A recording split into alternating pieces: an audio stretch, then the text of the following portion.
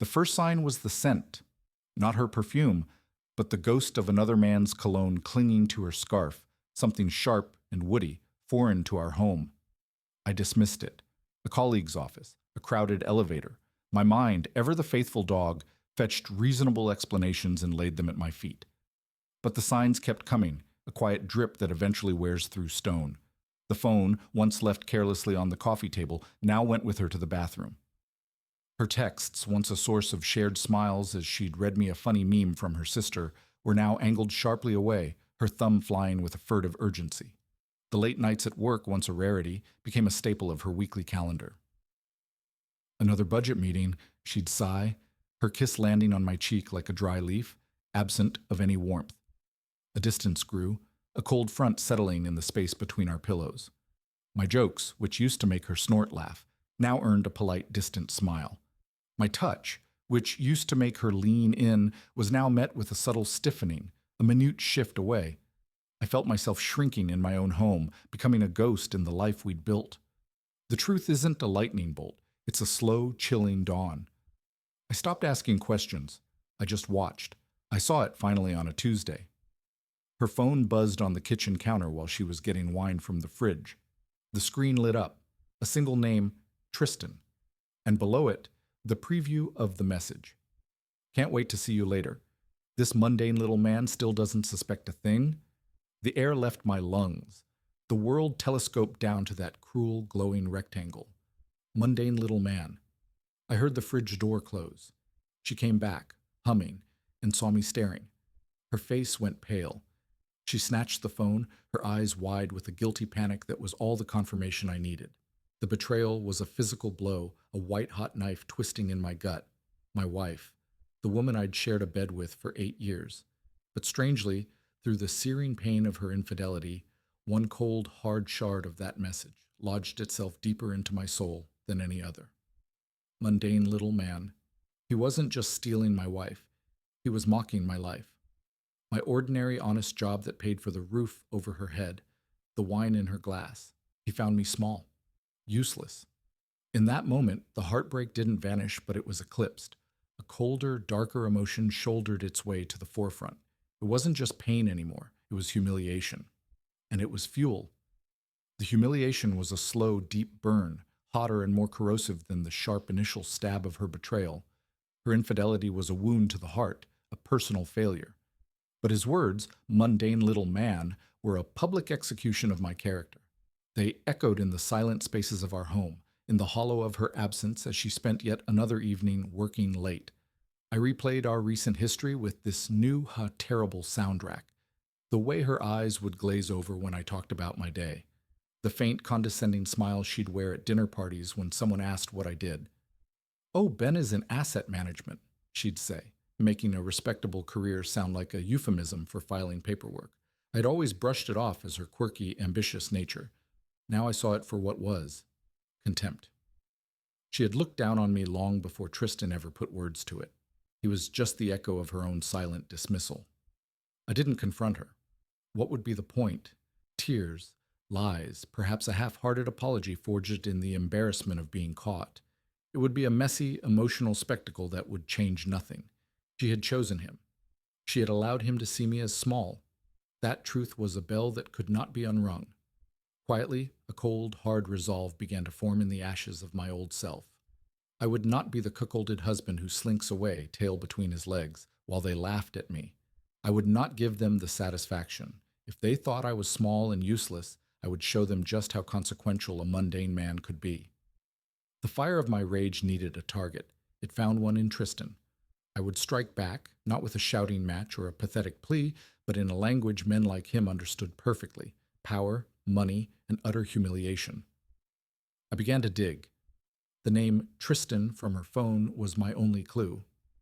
It didn't take long. A search through her LinkedIn contacts, left open on our home computer, revealed a Tristan Cole, mid-level vice president at a tech firm called Ether Innovations.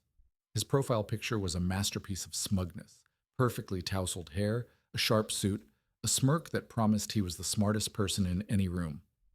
I dove deeper. Through business databases and alumni networks, I pieced him together. Not a founder, not a genius, just a well-dressed salesman who'd climbed the ladder by kissing up and kicking down. He was cocky, but that kind of arrogance was always fragile, built on a foundation of other people's approval. And then I found my opening, Ether Innovations. A few buried industry blogs hinted at cash flow problems, a stalled second round of funding, restless investors. It was a company that looked shiny on the surface but was quietly struggling. A grim smile touched my lips for the first time in weeks. He mocked my job in asset management. He had no idea that my job was about to become his personal nightmare. The hunter had just become the prey, and he was still preening, utterly unaware. The fire had found its fuel. The rage was a live wire, but I couldn't let it control me. Recklessness would only prove him right. This required the cold, patient precision I used every day in my work. I was an analyst at heart. I assessed risk, found undervalued assets, and executed strategies with detached efficiency. For the first time, I would apply those skills to a personal matter. Tristan Cole was no longer a man, he was a hostile takeover target. I started with what I knew. Ether Innovations was a B2B software company specializing in logistics optimization. Flashy, but not unique. Their last funding round was 18 months ago, and their burn rate, from what I could glean from public filings and industry chatter, was unsustainable. They were leaking money, trying to scale too fast. They were desperate for a lifeline, but their valuation was still inflated by early hype. It was a perfect cocktail for vulnerability. My own position was my greatest weapon. Asset management sounded mundane to them, but it had provided me with a comfortable savings pool and, more importantly, a network. I reached out to a few discreet contacts, former colleagues now at venture firms or private equity. I posed as a freelance analyst expressing casual, professional interest in Ether's sector. Over discreet lunches and hushed phone calls, the picture solidified. The company was on the rocks. The founder, a tech visionary with no head for business, had been sidelined. The board was quietly shopping for a buyer, but the asking price was scaring everyone off. They needed a white knight, or in this case, a wolf in sheep's clothing. I couldn't front the acquisition myself, but I could be the architect. I formed an anonymous LLC, a ghost shell with a P.O. box for an address. Through my network, I was introduced to a boutique investment group, Sterling Partners, who were known for aggressive niche acquisitions. I presented my research to their lead principal, a sharp, ruthless woman named Evelyn Reed, who appreciated cold, hard numbers more than sentiment. The valuation is a fantasy, I told her, sliding the dossier across the table at a private club downtown. But the underlying tech is solid. Their client list is impressive. The problem is the leadership. They're bloated, arrogant, and burning cash. You acquire them at a fire sale price, strip out the dead weight, and you've got a profitable entity in 12 months. Evelyn studied me, her eyes missing nothing. And your interest? You're clearly not doing this for our fee. Let's just say I have a personal vested interest in seeing the current executive team, particularly one Tristan Cole, thoroughly managed, I said, my voice flat. I will provide the capital for 20% of the equity through my LLC. Sterling fronts the rest and handles the legal mechanics. You get a profitable company. I get my satisfaction. A slow smile spread across her face. She understood the language of vendetta disguised as business. I prefer motivated partners, she said, extending her hand.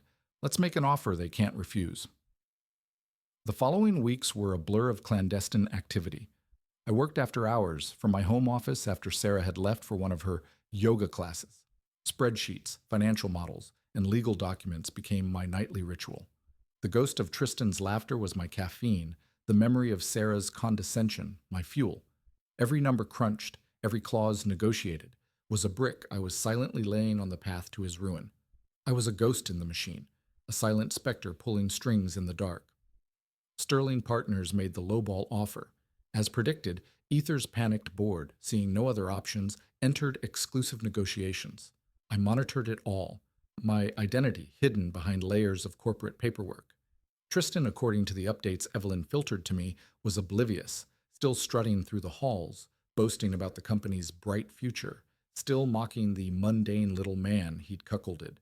He was celebrating on the deck of a ship I was methodically sinking, and he never even heard the water rushing in.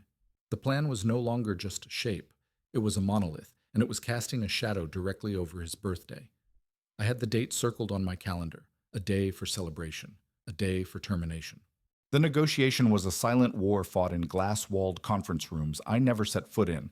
My weapon was a secure email server, my armor, the anonymity of my LLC, Janus Holdings.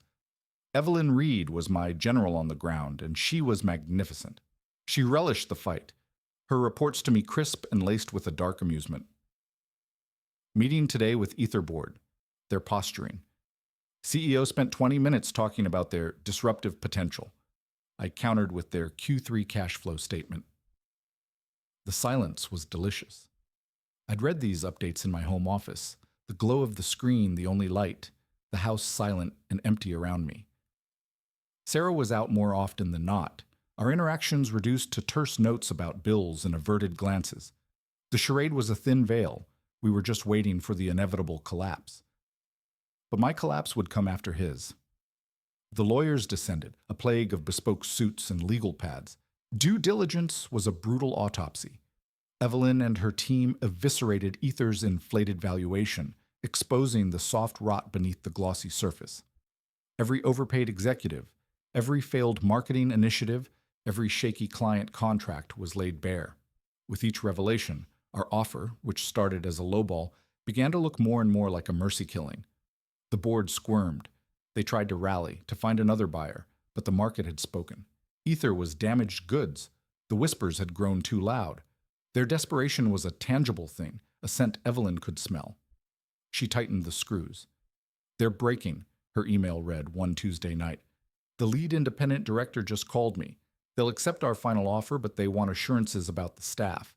They're especially keen to protect their VP of Business Development, one Tristan Cole. Apparently he's indispensable." A cold smile touched my lips in the darkness of my study. Indispensable. I could picture him there, in the panic, assuring everyone of his value, his importance, utterly unaware that he was a line item being debated by people who already owned him.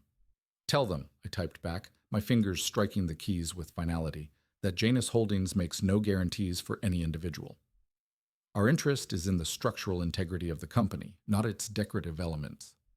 The final negotiating session was a conference call. I listened in, my phone on mute, a ghost at the feast. I heard the tired resignation in the Ether founder's voice, the clipped professional tone of Evelyn, and the sycophantic nervous interjections of their lawyers. They were selling their child, and they knew it. The deal was signed at 4:58 p.m. on a Friday, the time chosen so the news could be buried in the weekend lull. Electronic signatures flitted through the digital ether. With a final silent click, the ownership of Ether Innovations transferred to a shell company owned by Sterling Partners and me. I was now the majority owner of the company that employed my wife's lover. The Monday after the sale closed, an all-staff memo went out from the new ownership. It was bland, corporate, full of reassuring platitudes about new chapters and shared vision. It promised a town hall meeting in 2 weeks for a proper introduction to the new leadership. It was designed to soothe, to create a false sense of security. It was the calm before the storm. I spent those 2 weeks in a state of eerie calm. The frantic energy was gone, replaced by a cold, certain purpose. I had Evelyn provide me with the office layout, the staff schedule, the details of the upcoming birthday bash the admin team was planning for Tristan Cole. It was all so perfectly, tragically predictable. The day before the execution, I went shopping. I bought a suit, not the comfortable, off-the-rack wool I usually wore, but a sharp, custom-fitted charcoal gray one from a boutique I'd never dared enter. It was my armor. That evening, I packed a single garment bag and checked into a hotel under my own name. It felt like a vigil. Lying in the sterile quiet of the hotel room, I felt no triumph, no glee, only a profound, chilling stillness. The paperwork was done. The lawyers were paid. The company was mine. The machinery of revenge was built, oiled, and primed. All that was left was to walk in and pull the lever. Tomorrow Tristan Cole would celebrate his birthday, and I would give him a gift he would never forget. The air in the Ether Innovations office was thick with the cloying sweetness of grocery store cake and forced merriment. I could smell it from the elevator bank. I adjusted the cuffs of my new suit, the wool crisp and unfamiliar against my skin. My reflection in the polished brass doors was a stranger, calm, implacable, a shark moving into warm water. I followed the sound of laughter. It led me to an open-plan area decorated with sad-looking balloons. A cluster of employees stood around a conference table where Tristan Cole held court, basking in the attention. He was cutting a slice of cake, making some joke that made a young intern giggle too loudly. He looked exactly like his picture, pleased with himself, the king of his tiny, crumbling castle. I stood in the doorway for a moment, just watching, taking it in, the scene of my humiliation, now the stage for his. A woman near the edge of the crowd noticed me first. Her smile faded into a look of polite confusion. Then another. A ripple of silence spread out from where I stood, cutting through the chatter. Tristan, sensing the shift in attention, finally looked up. His expression morphed from annoyance at the interruption to blank non-recognition, and then, slowly, into dawning, horrified comprehension. He knew my face. He had seen it in photographs on Sarah's nightstand, in the background of her life. The mundane little man. The room was utterly silent now, save for the hum of a server rack. "Mr. Cole?" I said. My voice didn't sound like my own. It was calm, flat, and carried in the dead air. "Tristan." He blinked, the piece of cake still hovering on a paper plate in his hand. "Ben? What are you doing here?" I took a few slow steps into the room, my eyes locked on his. "I believe there's been a misunderstanding." I let the pause hang, watching the first flicker of panic ignite in his eyes. "You see, you know me as Ben, Sarah's husband." I stopped at the head of the table directly across from him. "But as of 2 weeks ago, you should know me as the majority owner of Ether Innovations, your new boss." The color drained from his face. The paper plate trembled in his hand. A few people gasped. Someone dropped a plastic fork. This is a joke," he stammered, trying to laugh it off to reclaim the narrative. It was a pathetic sound. "It's not," I said, my voice dropping, becoming colder, more precise. "You mocked my job. You called me small. You thought what I did was beneath you." I leaned forward, just slightly. "But it turns out what I do is decide who has a job. And you don't." I could see it then, the complete and total unraveling.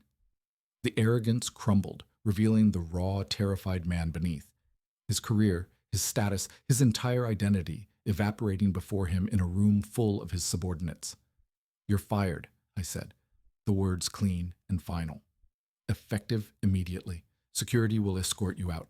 Happy birthday, Tristan." The silence that followed was absolute. I didn't wait for his response. I turned and walked out, leaving him standing there, surrounded by his ruined cake and his shattered pride. The door clicked shut behind me, muffling the first sound of his sputtered protest. It was over. The call came that night.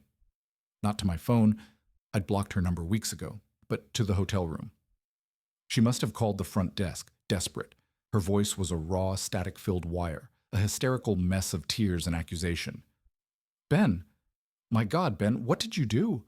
They said you ruined him. You own his company? How could you?" I held the receiver away from my ear slightly, her anguish sounding small and distant. "I acquired a struggling asset," I said, my voice level. "It was a sound business decision." "He's destroyed. His career is over. How could you be so cruel?" The irony was so thick it was almost laughable. "Cruelty is a relative concept, Sarah. I believe it covers more than just a ruined career." There was a sharp intake of breath, followed by a different tone. The anger bled out, replaced by a wheedling, pathetic plea. "Ben, please. I made a mistake. A terrible, terrible mistake. He meant nothing. It was a moment of weakness. We can fix this. We can go back to how we were." I looked around the quiet, impersonal hotel room, a clean space, a space with no ghosts of us. "There is no how we were," I said, the words feeling final and true. "There was only what I believed we were, and what it actually was. I'm not doing this out of anger anymore." "Then why?" she whispered, truly not understanding. "Because I've moved on," I said, and for the first time I knew it was the truth. The revenge hadn't just been about punishing them. The long, cold climb to this moment had burned away my need for her, my need for their validation. I was free of all of it. "Goodbye, Sarah." I placed the receiver back in its cradle, cutting off the sound of her weeping. The room was silent again. The victory wasn't sweet, it was quiet, and it was complete, and it was entirely my own. He mocked me for what I did. A quiet man with a quiet job, pushing numbers in a silent room. To him, it was small. A life devoid of flash, of power, of consequence. He saw the surface and thought that was the entire depth. He never understood that the very discipline he ridiculed, the patience, the analysis, the cold execution of a plan, was the weapon that would destroy him. My revenge wasn't a passionate, flailing outburst. It was a merger, an acquisition, an audit of a flawed asset followed by its liquidation. I spoke to him in the only language he claimed to respect, the language of cold, hard power. And in that language, I was fluent. The irony is not lost on me. They thought my ordinary life was a cage.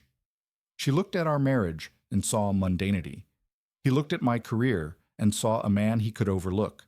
But that life, that ordinary life, gave me the means, the patience, and the focus to end theirs. In the end, the victory wasn't in his humiliation or her regret. Those were just symptoms. The true victory was the quiet that followed.